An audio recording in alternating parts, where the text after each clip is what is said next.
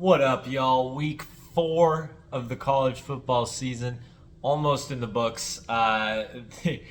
Full transparency, I am halfway delirious at this point. I'm halfway through my first real Pac-12 After Dark experience, not in the Pacific time zone. So it's near midnight here, and the Washington Huskies are at halftime, and I am losing my mind. They are 45-12 at the half, so it's going pretty darn good. But if you're watching this, both the USC Arizona State game, which is relatively tight at the moment, and the Washington Cal game, yes, those are still going on. But a guy has to go to bed at some point. So at the very least, I needed to get this shot. But not the Pac-12 After Dark is not for the faint of heart. And that even rhymes. I'm doing good here. But to go through the big stuff from today was we find conference play for everybody started this week, and we got some fun action. We had a lot of ranked teams playing each other, 6 different matchups involving 2 ranked teams, and they didn't disappoint. The day started with Clemson and Florida State, which was a fantastic finish. Clemson blew multiple opportunities in this game that they really controlled for a while. They took Jordan Travis, locked him up pretty well. But then the big story was that they had brought in to kick because they'd been missing short field goals. Davos, when he goes in and brings in the guy who was the walk-on kicker for 4 years, but had only been the backup. And he'd gotten a job in New York City, but was still taking an online master's program, brings him in to kick. He has a 42-yarder to take the lead with less than 2 minutes left and yanks it wide left. Florida State goes down the field, and then we end up in overtime. So they miss the field goal. They're unable to put the game away. We end up going to OT, and then in overtime, Clemson can't take advantage of it. Florida State wins. Clemson had a 3rd down and 1 with just what was supposed to be a run play. They do the RPO. They run the quick little screen pass. It was a horrible idea. Then they can't convert on 4th down. Florida State ends up winning. And Travis on the final drive on the final in overtime for Florida State made 2 big-time throws. So is he on the level of some of these guys in the Pac-12 right now, Caleb Williams or Michael Penix? No. But he did make some big-time plays, and this is a Florida State team that, despite 2 weeks in a row, really having to grind it out.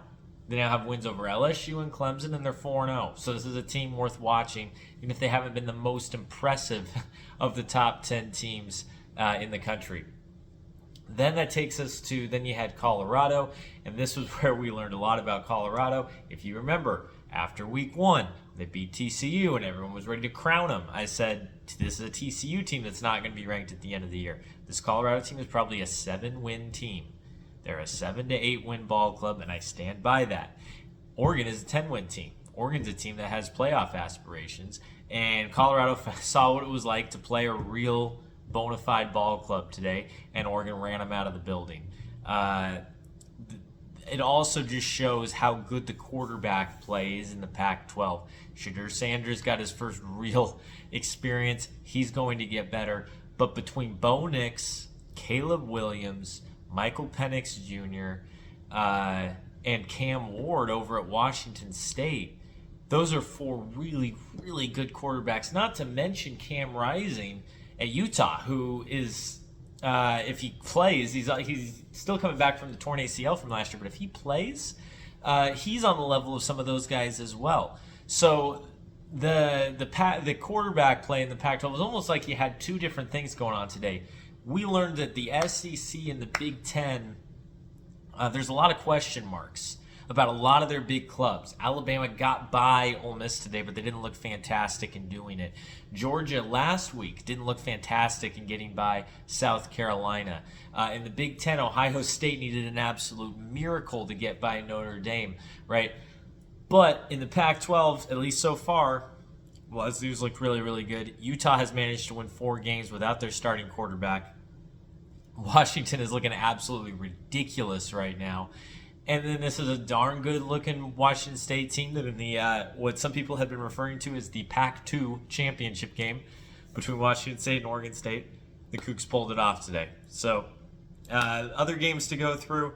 Arkansas LSU, my adopted hometown for the time being here in Little Rock.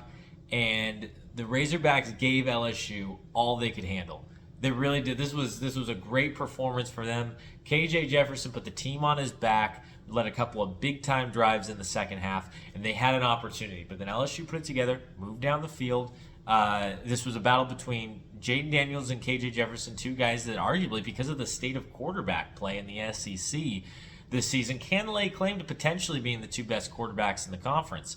They both made big-time plays in this game, but then LSU put together the drive, got down inside the red zone, and then this is where I am not a believer in Sam Pittman as the Arkansas coach. I was not impressed by his in-game decision-making in the BYU game last week, and here this week just made a boneheaded decision as when they got down inside the 10, LSU with 2 minutes to go, Arkansas's out of timeouts, and Arkansas does not let LSU score. They actively fought, pushed them back from the goal line to keep LSU from scoring the touchdown, so that LSU instead kicks a chip shot field goal with 10 seconds to go. Makes absolutely no sense. Let him score. Give your senior quarterback, who's been playing good ball tonight, a chance to go back down the field and retie this game up. Didn't make any sense at all, and it led to LSU winning that game by a field goal. Last one is Ohio State and Notre Dame. Another battle of two ranked teams. This one was a defensive battle, which again, question marks all over the place. Ohio State's had the offensive question marks all season long. We know they have the receiving talent, but it's been the quarterback position. Kyle McCord again struggling through 240 with no scores. But when they needed him to make a big-time play at the end of the game, down 4, 3rd and 19, he throws it down to the 1, makes an absolutely massive play. And then they're able to get it in on the final play of the game. And just heartbreaker for a Notre Dame team that this was going to be their biggest win, maybe of the 21st century. This is a massive, massive win for them if they can pull it off. They lose on the, I think there was 1 second left, but basically the last play of the game, just a heartbreaker. Really felt for him at the end of that one. And I am no Notre Dame fan or apologist. I take every opportunity to hate on them, but they've laid it all out there, and just a couple massive plays by McCord at the end of the game gets Ohio State a big-time win. So and then the other part of that was, speaking of boneheaded coaching decisions, again, I just wonder if these guys have thought these things through. At the end of that game, Ohio State scores the touchdown to take a 16-14 lead, right, with 1 second on the clock. So the only thing that can hurt you at this point, other than 10 laterals on the kickoff return, is if they take the 2 points going back the other way, right, by blocking the kick or something like that.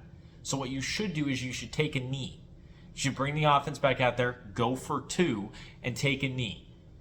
Because you're up 2, and then you, with 1 second left, you're not worried about them kicking a field goal. You just tackle them on the kickoff, and that's it. They brought out the field goal team, and they kicked the extra point. They made it. They went up 17-14, and they won the game. But that's the wrong decision. You should be taking the knee instead, because they can block that extra point, take it back for 2, and tie the game. So again, I just wonder sometimes if coaches are even thinking about this. So a couple decisions today that bugged me.